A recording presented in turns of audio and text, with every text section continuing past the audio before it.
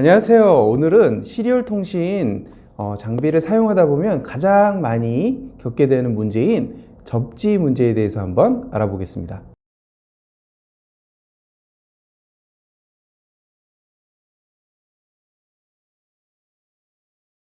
보통은 이상적인 접지의 경우에는 등전이, 그래서 장비 A와 장비 B가 동일한 기준점을 가지고 시작하게 되는 거죠. 그래서 이런 경우에는 이쪽에서도 3V의 통신 레벨, 신호 레벨과 이쪽에서도 3V 정도의 신호 레벨을 주고받을 때 아무런 문제가 되지 않죠. 그런데 실제적으로 이제 우리가 접지를 하게 되는 경우에 하든 안 하든 이제 장비 이쪽에 이제 기준이 되는 전위가 예를 들어서 한 2V라고 해보시고요. 이쪽의 장비는 0V라고 한번 해보겠습니다. 그러면 이 신호의 원래 이제 장비 1은 0에서부터 3V 정도의 레벨의 신호를 전달하고 있지만 실제로 이쪽 장비에서 받아들일 때는 2V에서부터 5V 사이에 있는 전압이 왔다 갔다 스윙하는 형태로 전달이 되겠죠. 그리고 반대로 이쪽에서 이제 이렇게 전달하는 거는 지금 보면 여기에 2V고 여기는 0V잖아요. 그쵸? 그럼 거꾸로 여기는 어떻게 되냐면 이렇게 보낼 때 얘가 받는 역할은 어떻게 되냐면 여기는 마이너스 2V부터 시작하는 거예요. 그죠? 그럼 여기가 마이너스 2V가 되겠고요. 여기는 1V가 되겠죠. 그럼 이쪽에서 들어오는 신호는 마이너스 전압이 들어오게 되는 그런 이상한 현상이 발생하게 되는 거죠.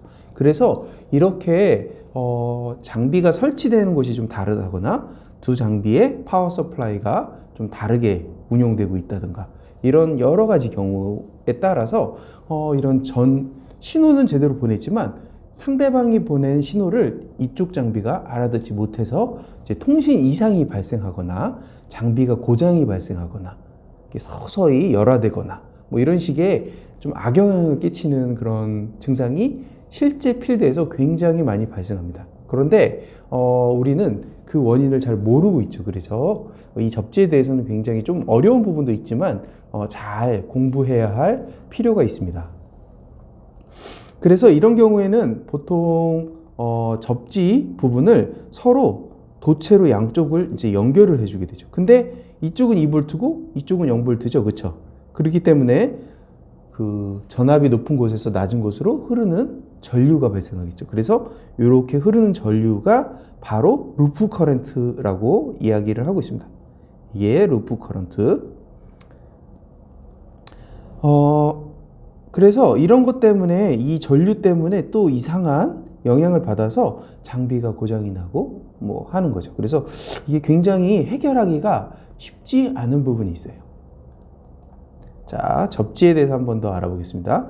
우리가 장비를 운용하다 보면 기준선이 있어야 되겠죠. 그래서 이런 기준선을 조금 마련하기 위해서 땅의 힘을 이용하는 거죠. 그래서 이거를 우리가 접지를 다른 말로 이제 뭐 어스, 뭐 그라운드, 뭐 이렇게 이야기를 하고 있어요. 근데 이 땅의 힘을 이용하는 거죠. 그래서 땅에다가 큰 철심을 받고 거기다 케이블을 연결해서 그라운드로 이게 기준선이야 라고 연결을 보통 하죠. 그래서 이 선들을 이용해서 이제 장치 연결을 하는데요. 우리 이제 그 아울렛 콘센트 쪽을 보시면 여기는 지금 뭐 이런 핀 같은 게 없죠? 그렇죠? 근데 여기는 핀 같은 게 있죠? 그렇죠? 이게 바로 요 선이 연결되어 있는 바로 이 부분이 되겠습니다.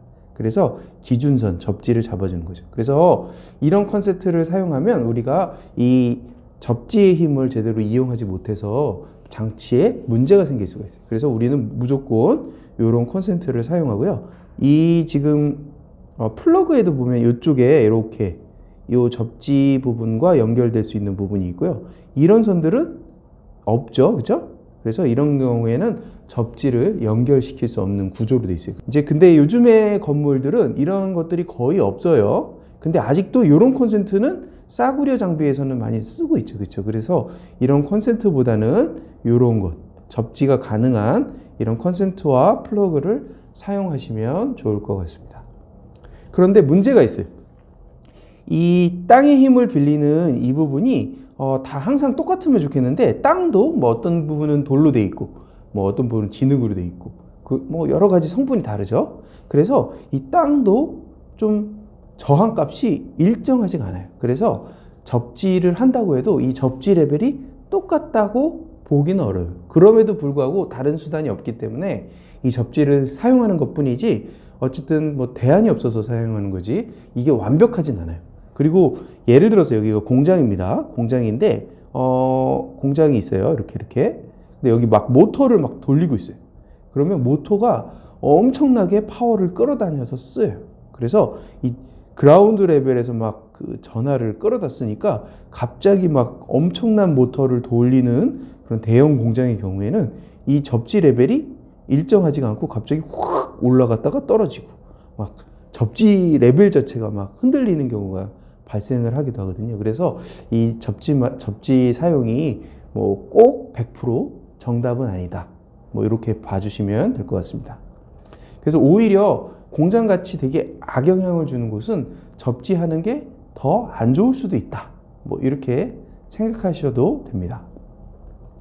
자, RS485 표준에서 권고하는 접지에 대해서 한번 말씀드려 보겠습니다. 물론 이제 접지 기술이 굉장히 많습니다. 그래서 제가 만든 책에는 그런 접지 기술들이나 뭐 이런 것들 좀 자세하게 담았지만, 여기는 조금 단순하게 한번 좀 소개를 해드리려고 그 표준에서 얘기하고 있는 시리얼 통신 RS485 표준에서 접지는 이런 식으로 하십시오 라고 하는 권고 접지를 한번 소개해 드려 보도록 하겠습니다. 여기서는 일단은 이 신호 그라운드, 시그널 그라운드하고 실제 장비 접지 이 사이에 보통 한 100옴 정도 이런 저항을 사용해서 연결을 하라고 하고 있고요.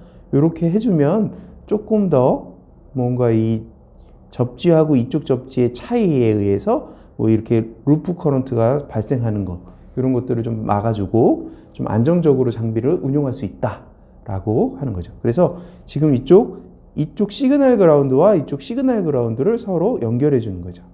이런 식으로 하면 우리가 좀 필드에서 단순한 문제들은 조금 약한